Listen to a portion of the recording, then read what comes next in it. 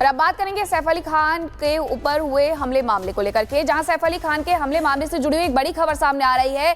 आरोपी शहजाद की परेड कराई गई है। इस पहचान परेड को करवाया गया है ताकि पहचान हो सके, क्योंकि मामला ये था कि सीसीटीवी फुटेज में जिसकी तस्वीरें कैद हुई हैं और जो व्यक्ति पकड़ा गया है वो अलग अलग है। और अब यही वजह रही कि आरोपी शहजाद की पहचान परेड कराई गई। मेड और स्टाफ नर्स के सामने ये पहचान परेड कराई गई। ऑर्थर रोड जेल में आरोपी शहजाद की पहचान परेड हुई है। मेड और स्टाफ नर्स के सामने पहचान परेड इसलिए करवाई गई क्योंकि उस दिन जिस दिन सैफ अली खान पर हमला हुआ था, मेड और स्टाफ नर्स घर में ही मौजूद थे। पहचान सके कि क्या जिस व्यक्ति ने हमला किया था और जिस व्यक्ति को पकड़ा गया है वो वही है या नहीं। दो तस्वीरें आपको दिखा रहे हैं। सैफ अली खान पर जब हमला हुआ उसके बाद वो ठीक होकर के सामने आए और आरोपी की पहचान परेड जिसकी करवाई गई है। आरोपी शहजाद इसका नाम बताया जा रहा है, बांग्लादेशी बताया जा रहा है। इसके कई ऐसे आइडेंटिटी कार्ड है जो बरामद किए गए थे, लेकिन आरोपी के वकील के द्वारा ये कहा गया था कि जिसे पकड़ा गया है वो आरोपी नहीं है, जो सीसीटीवी में कैद है वो आरोपी, और ये दोनों ही अलग अलग व्यक्ति है। हालांकि आप पहचान परेड इसलिए करवाई गई है मेड और स्टाफ नर्स के सामने ताकि ये सच सामने आ सके कि जिसने हमला किया ये वही व्यक्ति है या नहीं है। और चलिए आगे बढ़ते हैं, बात करते हैं भागवत संदेश की, क्योंकि हिंदुओं को लेकर एक बड़ा बयान यहां पर संघ प्रमुख मोहन भागवत ने दिया है। उन्होंने कहा है कि हिंदू एकजुट होकर ही समृद्ध हो सकता है, एकजुट होकर ही हिंदू समृद्ध हो सकता है, कहना है मोहन भागवत का। एकजुट समाज ही फलता फूलता है, विभाजित समाज नष्ट हो जाता है। सब एक होकर काम करेंगे तो एकता आएगी, मोहन भागवत का कहना है। आगे उन्होंने कहा दुनिया भारत से रास्ता दिखाने का इंतजार कर रही है। तो संघ प्रमुख मोहन भागवत ने बड़ी बातें यहां पर कही हैं। भागवत संदेश हम आपको बता रहे हैं, जो बड़ी बातें कही वो भी हम आपको बता रहे हैं। Of today's world, in every society, they are seeking for that. This tradition is our tradition, specifically. And therefore world expects Bharat to preserve it, to again bring it forth, to shape their own lives according to this tradition and set an example for the whole world to follow. That is the requirement. In whole of Bharat, this work goes under the auspices of Sanskar Bharat. Here the same work is carried out in the name of tapasya. These sanskars and these vichars, thoughts and the tendencies, they have to be reinstalled in our social as well as individual life. That is the only way for us to survive, for world to survive. The rest of the world is expecting everything from us.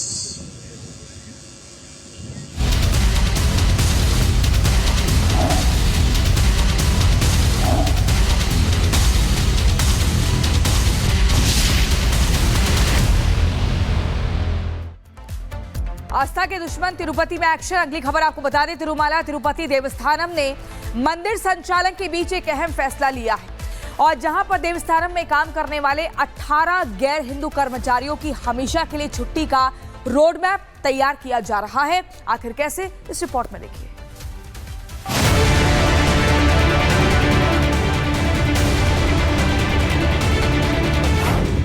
Tirupati मंदिर से 18 कर्मचारियों की छुट्टी, 18 गैर हिंदू कर्मचारियों को हटाया गया। तिरुमाला तिरुपति देवस्थानम ने गैर हिंदू कर्मचारियों के खिलाफ बड़ा एक्शन लिया है। 18 कर्मचारियों को हटाए जाने की तैयारी है क्योंकि ये लोग मंदिर में कार्यरत होते हुए दूसरे धर्मों की परंपराओं का पालन कर रहे थे। टीटीडी के चेयरमैन पीआर नायडू के दिशा निर्देशों पर और भगवान वेंकटेश्वर की पवित्रता का ख्याल रखते हुए ये कदम उठाया गया है। अधिकारियों ने ऐसे 18 कर्मचारियों की पहचान की है। दरअसल 18 कर्मचारियों पर आरोप लगे हैं कि इन सभी लोगों ने टीटीडी के नियमों का उल्लंघन किया है, अपने काम के वक्त गैर हिंदू धार्मिक प्रथा को फॉलो किया, मंदिर की पवित्रता को ध्यान में रखते हुए ये कदम उठाया गया, अब इन लोगों के खिलाफ अनुशासनात्मक कार्रवाई भी होगी। तो वहीं टीटीडी के इस फैसले के खिलाफ लोगों ने अब पलटवार करना भी शुरू कर दिया। इस कड़ी में असदुद्दीन ओवैसी ने कहा कि जब टीटीडी के कर्मचारियों को सिर्फ इसलिए हटाया जा रहा है क्योंकि वो गैर हिंदू हैं, तो एन चंद्रबाबू नायडू के नेतृत्व वाली पार्टी किस आधार पर वक्फ संशोधन विधेयक का समर्थन कर रही है, जबकि उनकी पार्टी के प्रवक्ता वारिस पठान ने भी इस फैसले पर सवाल खड़े कर दिए। हमारा डायरेक्ट सवाल चंद्रबाबू नायडू से यह है कि आप 18 एम्प्लॉइज को हटा रहे हैं जो नॉन हिंदू हैं। फिर वो ये जो प्रपोज वक्फ बिल है जो ज्वाइंट वर्किंग कमेटी में आया, तेलुगु देशम ने क्यों बीजेपी का अमेंडमेंट का साथ दिया जिसमें कहा जा रहा है कि स्टेट मुस्लिम वक्फ बोर्ड्स में वहां पर मिनिमम 2 नॉन मुस्लिम रह सकते हैं। देखिए, पवित्रता का सवाल है। अच्छी बात है, आपने जो 18 लोगों को निकाला वो नॉन प्रैक्टिसिंग हिंदूज थे, आपने उनको निकाल दिया, वो आपका लुकआउट। लेकिन वहीं पर जब वक्फ अमेंडमेंट बिल ये लोगों ने इंट्रोड्यूस किया है ना, उसके अंदर क्या बताया कि वक्फ के मैटर में 2 नॉन मुस्लिम आएंगे, सरकार की तरफ से वहां रहेंगे। तो ये आप संविधान का क्या उल्लंघन नहीं कर रहे हैं?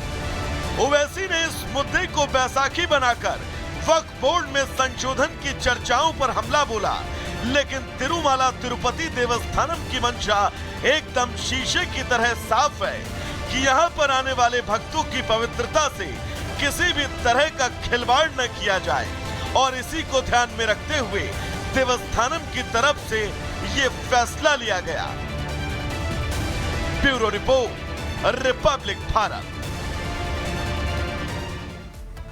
आगे बढ़ते हैं और बात करते हैं बागेश्वर धाम के पीठाधीश्वर पंडित धीरेन्द्र कृष्ण शास्त्री से जुड़े हुई, जिन्होंने महाकुंभ में श्रद्धालुओं की भगदड़ में हुई मौत के बाद दिए गए अपने बयान पर अब विरोधियों को करारा जवाब दिया है। छतरपुर में धीरेन्द्र शास्त्री ने कहा कि उनके बयान को गलत तरीके से दिखाया गया, तोड़ मरोड़ कर पेश किया गया।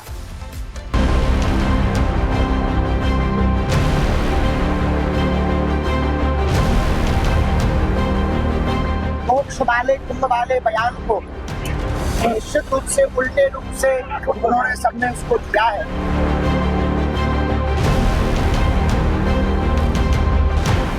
महाकुंभ में आस्था की डुबकी लगाने हर रोज लाखों करोड़ों की संख्या में श्रद्धालु संगम नगरी आ रहे हैं।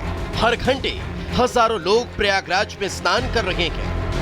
लेकिन इसी प्रयागराज में 29 जनवरी को कुछ ऐसा हुआ जिसकी किसी ने कल्पना भी नहीं की थी।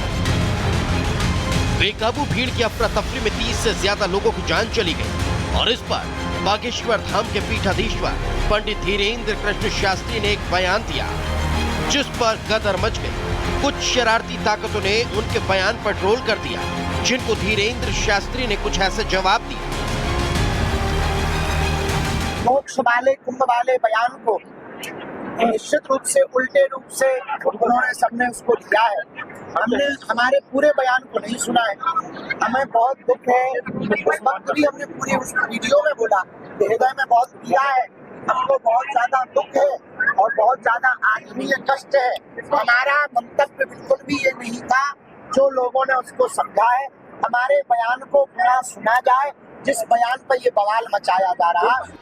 बागेश्वर धाम के पीठाधीश्वर का साफ कहना है, मौत पर उनको भी पीड़ा है, लेकिन सिर्फ सनातन को आघात पहुंचाने के लिए कुछ राजनेता महाकुंभ को राजनीति का अड्डा बनाए हुए हैं। इतना विशालतम सनातनियों का आस्था का कुंभ लगा। निश्चित रूप से ये घटना जो हुई है बहुत हृदय विदारक है। रही बात टिप्पणियों की, राजनेता अपना अपना काम कर रहे हैं। सनातन राजनीतिक अड्डा नहीं है, राजनीतिक बयानबाजी का अड्डा नहीं है। होने वाली घटना 100 और 100 पर टिप्पणी करने का अड्डा नहीं है भैया। ये तो